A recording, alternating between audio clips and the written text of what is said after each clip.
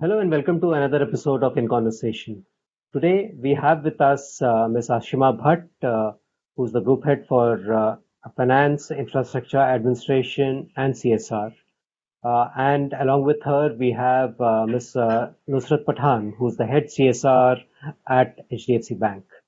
Uh, Here today we are going to be talking about the fact that how under Parivartan. So for all the work that we do under social change and bringing about a larger good in the society, it comes under Parivartan. How under Parivartan we have been able to make a very visible difference in the lives of millions of people across India. And also, you would have read about the fact that we have reported that in the FY 1920, we have spent rupees 535 crore as CSR spends, making us one of the top spenders. But it's not just about spends; it's about understanding from Ashima and Nusrat as to what goes into kind of working as far as Parivartan is concerned under the different focus areas that we have been working on for so many years. In your opinion, Ashima, how would you assess the work done in the last financial year, that is FY 1920? Your thoughts on that? Thanks, Rajiv. And I think you're right. We are among the top spenders on CSR. In the last year, I think we focused on a lot of key areas, which are the pillars of our CSR program, which is education. It is on village development, on what we call the holistic rural development program. We focused on developing the infrastructure in these villages, be it water, be it sanitation. Like I mentioned earlier on education, we do a lot of spending on infrastructure of schools, digitizing of classrooms. One of the largest programs we run is Teach the Teacher program, such that the teachers themselves who educate these children are very well trained. So there is a wide range of programs that the bank runs. These are the headline programs that we run. And I think we worked extensively on some of these.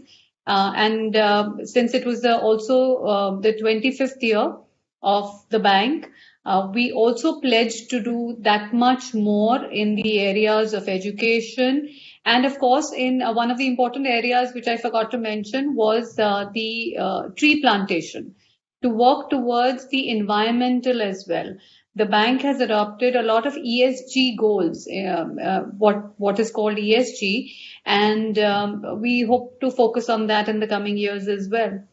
If you can just take us through, for our audience as to what does it take for you and your team to prepare as you sit at the beginning of a financial year and then take stock of the work that needs to be done under Parivartan. So, Rajiv, I think one thing that we focus on when we sit down to decide the programs that we will look on during the current year is always on to carry forward the programs that we've already done. In any change that you make, you can't just do something and walk away from it. Some of our programs run into 2 to 3 years itself. For example, if I'm working on water conservation, it's not like a simple 5 month, 6 month project. It's a long 3, 4 year, 5 year sometimes project. So that we consider where the projects become more sustainable, long lasting. Education programs, you can't run an education program for 1 year. You have to consistently evaluate the program, evaluate the impact that the program is making, and then decide how much you're going to commit. The other thing that we consider when we look at the CSR programs is scale. One of the very important things that I feel is the scale at which you're running the program. Given the fact that the bank gives us the ability to reach that scale, that's one of the things that we consider. But Nusrat, who runs all these programs on ground with her team, she can probably give you a lot more detailing in terms of how we consider the budgets for the coming year. Yes, thank you, Ashima, for bringing up, the topic of continuity, because that for us is very essential. First, we basically, make place and account for projects that are long term, which require continuity, and that takes preference. Within the budget, we also look at what are the other options that one can look at in terms of an expansion of our programs, which are the critical issues that have come up. So we stay within our own 4 or 5 areas of focus. But we also look at the external environment to see what else is happening that can be incorporated into these programs. Essentially, what are the national priorities? Because, from time to time, we have issues that are taken up. And as a responsible, corporate, we do believe that we need to, only strengthen the hands of the government on issues such as Swachh Bharat, on, whether it is Swachhata Plus that we've taken in, and on recently we're looking at the environment, as Ashima said. Digitalization is a huge thrust that the government is putting on to. So various topics like this, are taken on time to time. A small budget is kept aside also to, while we do look at scale, we do sometimes find that there are smaller, NGOs that are struggling and it requires some amount of funding. So we account for those as well. Give us a possible insight into the scale of the programs that we run, like teaching the teachers, holistic rural development program, digitization of classroom, which essentially will give our audience a sense of all our initiatives that we do under Parivartan. Yes, Rajiv, when we talk about scale, it is essential for us, to use our the resources and the budget, which is fairly substantial, on projects which have a large scale impact. And to give you an example, as Ashima also mentioned, for one of our largest educational initiatives is a program that is called the ZIIEI, or the Zero Investment Initiatives. This is largely a program that builds capacities of teachers to identify ideas that require zero investment, share these on a common platform, get recognized for it, and then how do we convert these ideas on a digital platform and share it amongst teachers? This program has been running since the last 4 years. And today we have successfully reached out to more than about 17 lakh teachers through this program. We are running in about 22 states. So that is the scale we are talking about. Reaching out to I think about close to more than 1.5 crore students indirectly through these programs. So that is one of the largest scale programs. Coming to our rural development program, we have touched about close to 1,300 villages. Now, 1,300 villages may not seem a very large number, but the amount of work that is required, the intensity required in the program itself is what gives it the scale. We've actually, are quite proud of the fact that we've reached out to these people and, to these villages, and we are actually working in creating a very sustainable economy in these villages. Another program, that the bank is very proud of, including all of us, is our Sustainable Livelihood initiative, where we are actually working with women to build capacities, to include them into the financial fold. And this is a program that has been running way prior to the CSR rules. So it actually reflects, that this is a program that has come up not because of a CSR mandate. This is something that the bank strongly believes and has milestones for. And we've been running this very, very successfully in the past. So that is really the scale that we're talking about. Another idea would also be in terms of the partners, because currently I think we are working with about close to 65, NGO partners who are actually implementing programs for us on the field. What we understand is that for any initiative to work, it is important to create that sustainable ecosystem, and sustainable ecosystem can only happen when there is 100% involvement by beneficiaries. Your thoughts on this, on how have you how you think you and your team have gone about creating that element of sense of ownership amongst the beneficiaries? Rajiv, I think you mentioned something that is very critical to any social objective or any CSR program that the bank would run or anyone would run for that matter, is the sustainability of the program and to have the involvement of the people around. So, for example, if we run an HRDP program, it's not just a question of putting in money and making a change in that village. That change has to be carried forward. So, there is always an ownership of a village body or a committee or the panchayat which then carries forward that change. There's also some small element of monetary involvement from their side as well. If you take the education programs that we run in the school itself, while we'll go and digitize the school, the infrastructure comes from the school. So there is always a significant involvement from the teachers, from the principal of the school. So like this, in every program, there is a significant involvement of the beneficiary, and that's how we like to run the program. Otherwise, once the bank walks away, it'll just there'll be a problem and it'll just fade away. So there is always for want of a better phrase, skin in the game for each of the beneficiary. And that's what makes most of our programs extremely successful. I think the scale at which we run the programs, and Nusrat did mention some of the numbers, we don't talk about 2 schools, 3 schools. We are talking about even, for example, the solar panels that we do. We are talking about 25,000 plus, in fact, 30,000 plus. Villages, when we talk about, we are talking about 1,300 plus villages. The women empowerment programs that we run is for lakhs of women. In fact, we would have impacted 1 crore plus families there. Students, we would have impacted 1 crore plus.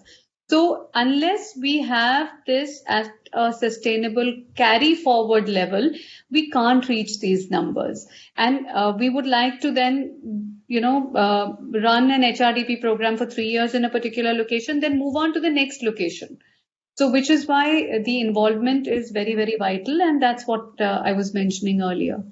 How has the lockdown and the pandemic impacted the way you and your team manages projects? Because it's the size that we spoke about, the scope of that we spoke about. Work is ongoing. We are in it for years. So how have you, or rather, how has your team managed to cope with such an unprecedented situation?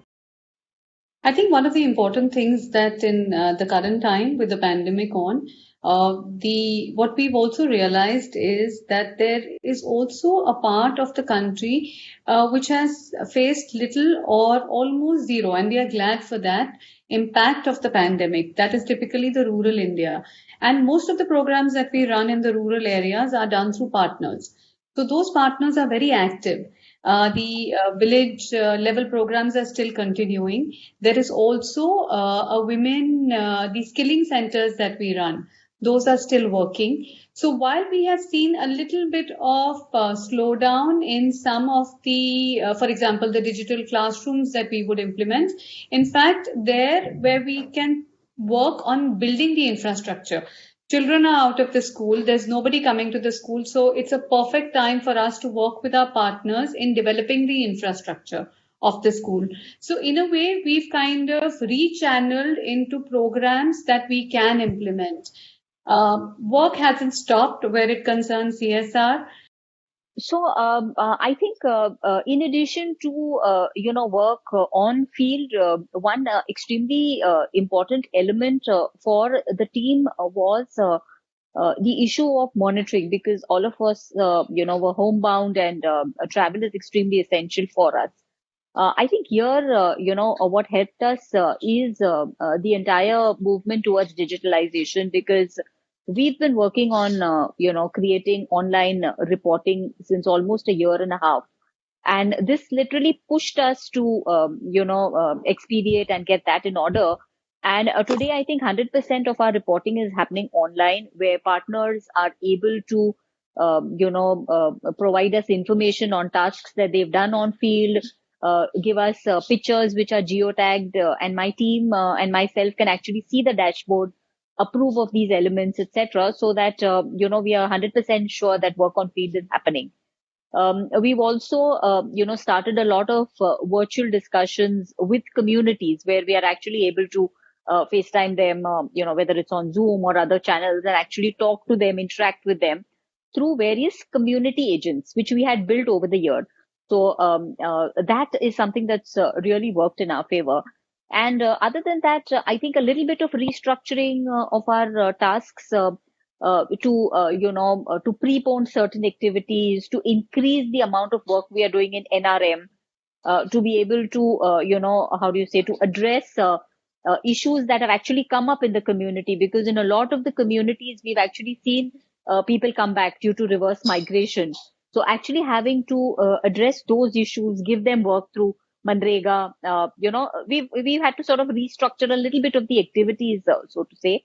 But largely, I think work on field really hasn't stopped. There are newer areas that one needs to explore and incorporate into the program, but we've been able to so far pretty much confidently been able to monitor our programs virtually. Can you also throw some light or give us an insight on the work that we as a bank under Parivartan would have done during COVID-19 to provide relief to people under COVID-19? And also you mentioned the fact that there are newer areas to be looked at. Can we get a preview into that as well? Yeah. So I think two things here. One is when you're talking about newer areas, I think it's extremely important to understand that we would look at additional areas in terms of challenges that need to be addressed. But our commitment to the areas that we have already taken on as priority remains. So, for example, if I'm looking at education, right, and there are various challenges that one is facing with regards to students not coming in to school. We've heard, inability of children to access, mobile devices. So how is it that, we create curriculum to actually get this to the students, especially students who don't have access to devices? This is the question in everyone's mind. And, we are also talking to a lot of people to try and see how we can actually help and address this. Specifically, in urban areas, in tier 2, tier 3 cities, as well as in some of the rural areas. So this is something that's definitely come up. There are a lot of other issues that have come up with regards to skilling, with regards to domestic violence, which has actually come up. So it's not like one would typically plan a separate program around them, but I think it's important to weave all these elements into your existing program. Our programs in education, where we've been doing a lot of behavioral training on WASH. It's important to integrate the COVID, prescribed behavioral practices within that. So one of our partners has actually gone and taken training and has now incorporated that within the entire program, so that can be woven in. Places where we have done sanitation, and we've done a lot of sanitation units, right? So actually going there and seeing what is the protocol, how do we actually, when schools open up for students, how do you maintain social distancing in that? So actually marking that for children in terms of which are the units which will be closed, where they're going to be using, ensuring there's adequate hand wash facility, children are aware of what they needed to do. So all these little things are, aspects which one will typically weave into a program to make it ready to address the, COVID scenario post school, students coming back to school. I think one of the other things that we have been, which we weren't doing earlier in the last year, obviously because there wasn't a need, is to look at migrant workers. We are also working with partners for simple daily needs for migrant workers. In schools, now obviously there is no student, but one of the important things that the students are lacking is that one square meal through the midday meal program that was happening in the schools itself. So we are trying to work with a partner and seeing how we can provide that required nutrition. And I think like Nusrat covered in terms of social distancing, we are hoping that things change and become better, and students are back in school. But we are then preparing the schools where we worked in the social distancing, in the sanitation, in the drinking water. There has to be adequate space between literally two taps or whatever. We are working with our partners in designing and redesigning those schools. Messages, social messaging on hygiene. Those are important things that we are working on. My question to Ashima and Nusrat is, how do our overall CSR activities tie in with the ESG strategy of the bank? I think ESG, which covers the key pillar of ESG, is environment. As all of us have seen that the environment itself is kind of, with the less traffic, with the less everything, travel, etc. The environment itself has kind of gone into a self-healing mode. So what we do in CSR will definitely augment that. We will, as soon as things become a little easier, we'll continue with our tree plantation drive. We've committed to plant almost a million trees, more than a million trees in some of the locations. We'll continue with those drives. So I think also the ESG principles talk about being sustainable, doing things with the environment. What the pandemic or COVID has taught us to respect that environment. And I see a lot of the things that we are doing, which we weren't doing earlier, going a very long way. We've kind of, for example, we've digitized ourselves. We are using less paper by design or otherwise. I think a lot of the things, without even realizing and making them part and parcel of our daily life, we are going and changing the environment. So I think individually and as an organization, we are doing, being a socially responsible corporate, as in the methods and the practices that we will adopt and will continue to adopt in the coming years. So yes, just to sum up, I think, one thing that COVID has taught us, and this lockdown really has taught us, is to appreciate things. So I think, our agenda for ESG in the bank has always been to drive that level of awareness within, our employees, of appreciating and, respecting resources and using them carefully and judicially. I think that definitely is something that, we've used the opportunity to even talk about even more. So we are running a campaign right now to create that awareness, telling employees that plant a tree in your backyard, be green. Also, I think, as Ashima very correctly pointed out, this entire thrust towards digitalization is, definitely something that is going to help us in the long run in sort of arresting or controlling the bank's footprints in itself, and being more, so to say, carbon friendly.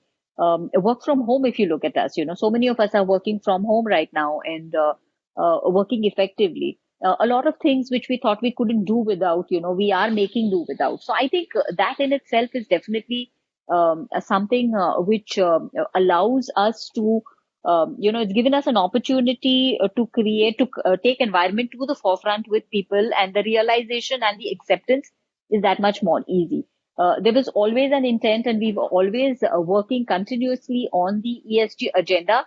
But this sort of only, empowers us to push with more force. In such a this situation, does it provide for one to give greater impetus to skills training or livelihood enhancement, because there is a huge bulk of the workforce which is now in rural areas. So will we see more impetus in skills training and livelihood enhancement? I think you're absolutely right. One of the things which the migration or the reverse migration has caused is a lot of labor going back to the locations where whether they have a farmland or something like that. I think it's very important to then enhance the skilling programs in those locations. We were in any case running the skilling programs in these locations, so it's now going to be even more important to enhance that skill. There's also like a lot of reskilling that will be involved. There's also looking at skilling in terms of how to do things digitally. which is not usually done in some of these locations. But that is where, and a lot of the states, in fact, used to keep on saying that, a lot of programs are on a standstill, development of states is on a standstill because our labor has migrated to the main cities. And I have been having conversations with some of the people in those states and saying now the labor is back. Now is the perfect opportunity to kind of start and revisit the programs of development at the grassroots levels. So if that starts and picks up, maybe there will be, a silver lining to this cloud that these locations can start developing that much better.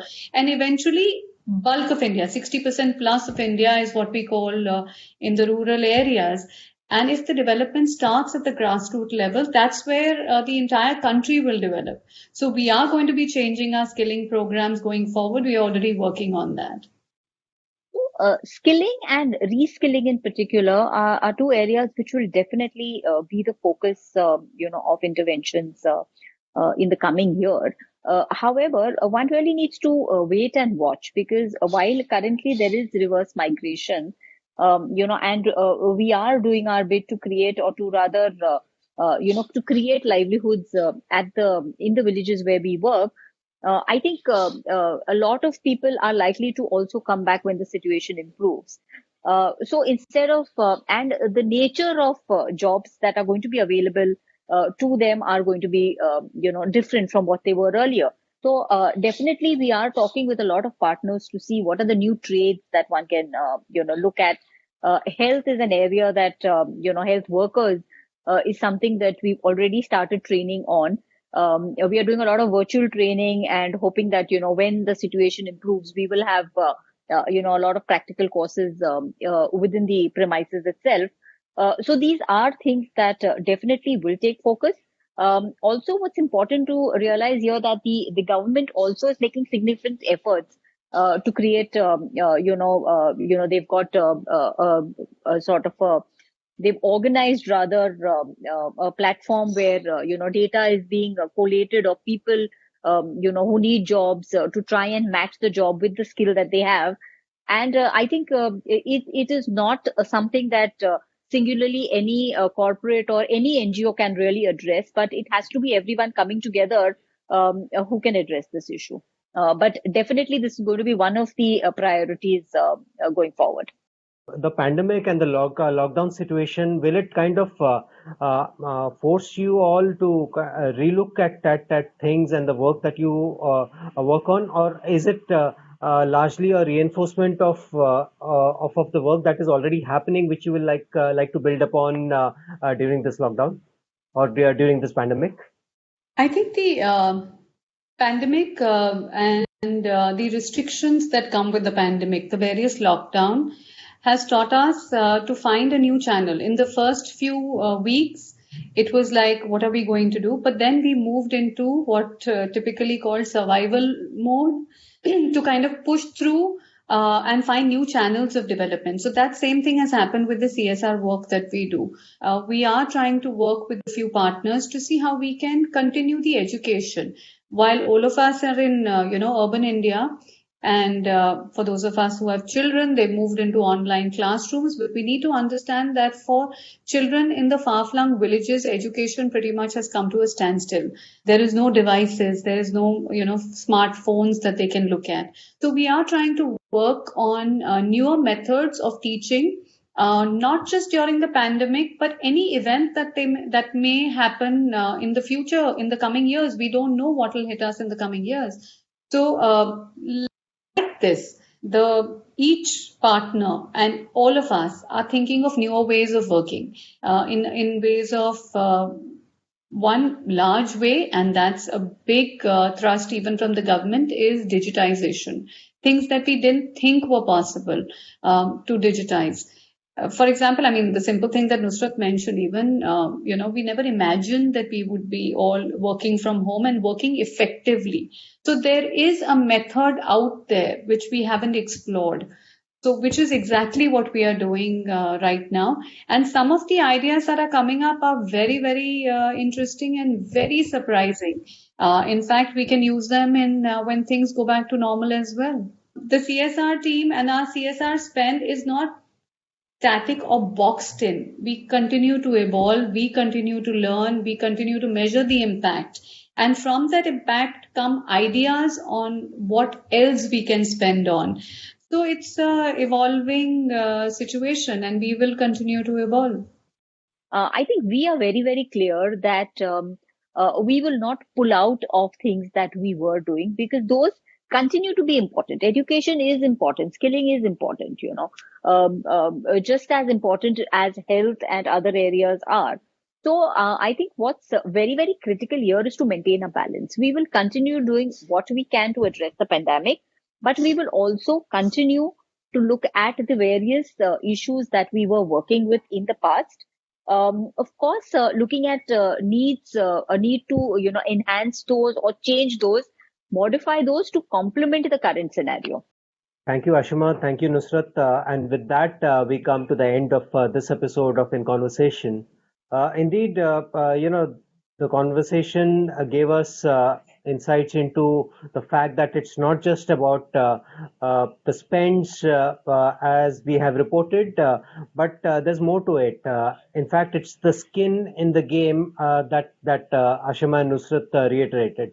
The skin in the game, not just from the bank, but even from the beneficiaries. And of course, the scale that we are talking about. Thousands of digital classrooms, thousands of villages, lakhs of women who have been empowered under Sustainable Livelihood Initiative. So, hope we have been able to kind of give you a sense of the work done by the bank under Parivartan. And with that, we come to an end. Thank you so much for watching this episode. Stay safe. Please do follow us on our social media handles and also please do like and comment on this video. Thank you.